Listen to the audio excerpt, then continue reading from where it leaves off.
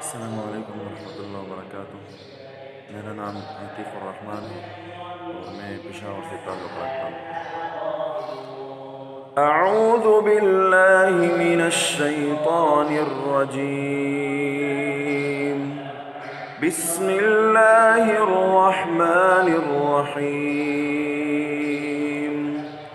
قال لا تثريب عليكم اليوم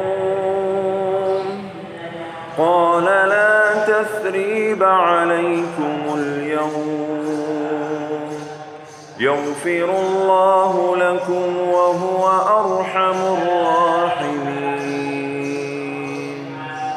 اذهبوا بقميصي هذا فألقوه على وجه أبي يأت بصيرا وأتوني بأهلكم أجمعين.